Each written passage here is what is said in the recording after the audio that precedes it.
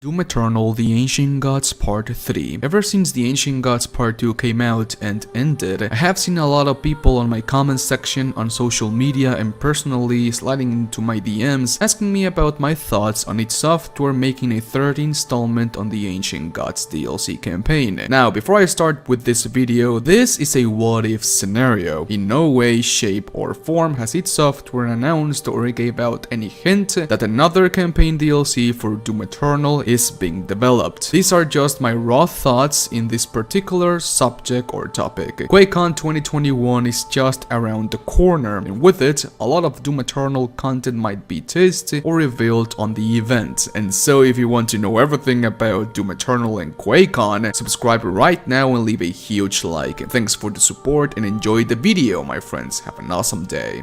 Now, Doom Eternal: The Ancient Gods Part 3. I think that it is pretty safe to assume that this will never happen, but there are some people in the community that might digress with this sentiment, and their main counter-argument is that Doom Eternal had a 1-year pass that contained both campaign DLCs, and that with that logic, a year 2 and maybe even a year 3 pass might exist. Pinche camión, cállate a la verga. ¡Ah!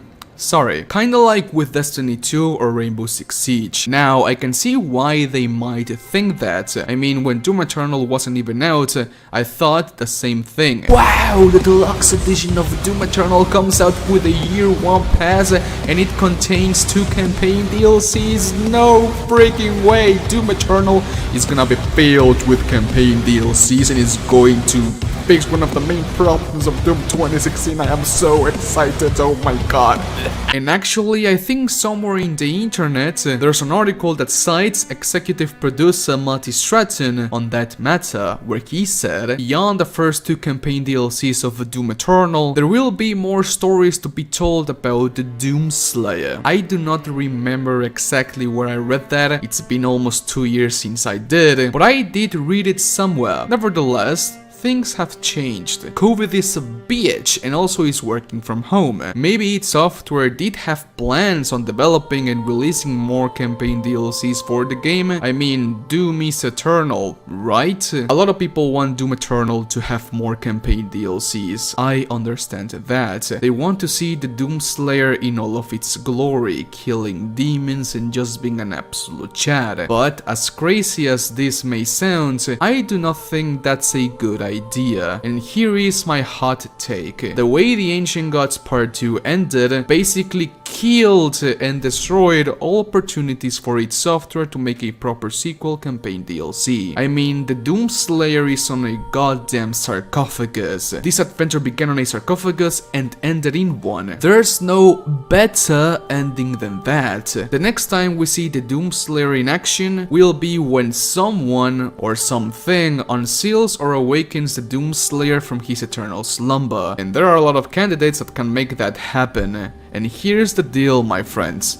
Otro pinche camión. And here is the deal, my friends. Would you want the next Doom game to start with someone taking you out from the sarcophagus, running through the blood swamps and eventually going through a portal to see that the Earth or something or the universe is once again on a tight spot because someone wanted more hell energy and opened another portal that connects hell to Earth? Something like that, while at the same time introducing a brand new antagonist. I know that Doom has always been gameplay first and story second, I understand that, and I do not want id Software to change how they do things because of a minority. I mean, that's a conflict that hardcore fans of video games and gaming publishers have had for ages now. But my biggest gripe with how Doom Eternal ended was how undeveloped Devoth, the Dark Lord, was. The ideal scenario would be to have one last DLC for Doom Eternal or even a Doom spin-off game where we play as another Doom Marine, a UAC Marine or just a normal Marine that is tasked with one simple but very important mission: go through a hell portal and retrieve or awake the artifact. The lore of Doom 2016 shows Samuel Hayden with a platoon of UAC Marines going through the desolate plains of hell, a mission that would eventually have them find the Doomslayer on a sarcophagus. This DLC or spin-off game I'm talking about is basically that part of Doom 2016, but playable. That is basically it. For the love of God, now that id Software has basically soft rebooted Doom 1 and Doom 2, this spin-off game can definitely be their Doom 3. If they do not want Doom Eternal to be associated with that type of gameplay design or mechanics, just make it a spin-off game and just give it a try. While Eternal's gameplay design is fucking masterclass, I love it. A lot of people, myself included, want to play as a normal Marine to have a more grounded and realistic perspective as to what it's like to be just a man against the legions of Inferno.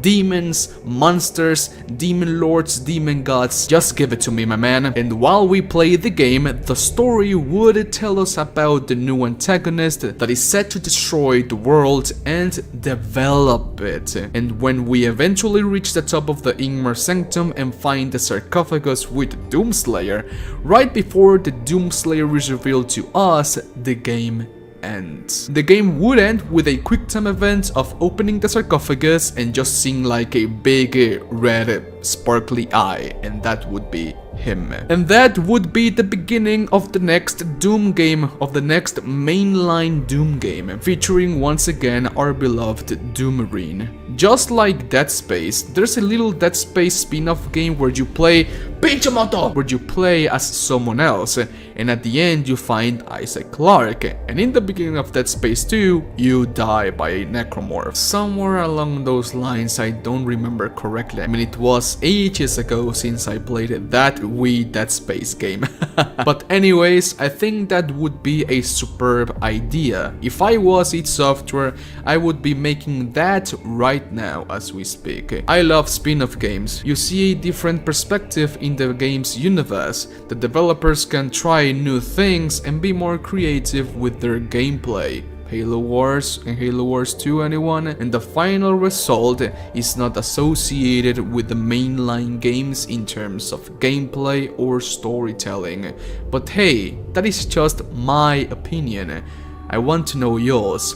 Thanks for watching. Special thanks to all of my Patreon supporters, you guys are absolutely awesome. And a huge thank you to all of my chat slayers. Xavier Ward, Cole Thompson, the Boss Bass, Icon of Sin, Kuru Kenshi, Doomslayer 471, the Regular Dude, Elite Choncho, Saint Hanthor, General Clipto, Unknown User 0, Awesome Bro, Florian Hablo, and Grayson West. Thank you guys so much, I love you. It's okay, Spartans, please let me know what you think about this video down in the comments section. Leave a like if you did, and a dislike if you disliked the video. I mean, it is completely fine. I always want to know why you dislike the videos, because I want my videos to be as best as they can be. Tomorrow, I'm making a video about Back 4 Blood, reviewing Back 4 Blood. I played the beta through all the weekend, I loved it, but there are some things that I didn't like, and so I'm going to compare it to Left 4 Dead, because Torrock Studios are saying that Back 4 Blood is a spiritual successor to Left 4 Dead, so I gotta compare it to Left 4 Dead and see if it's actually true. But anyways, stay safe, stay home, play video games, have a nice day. Adios, bye.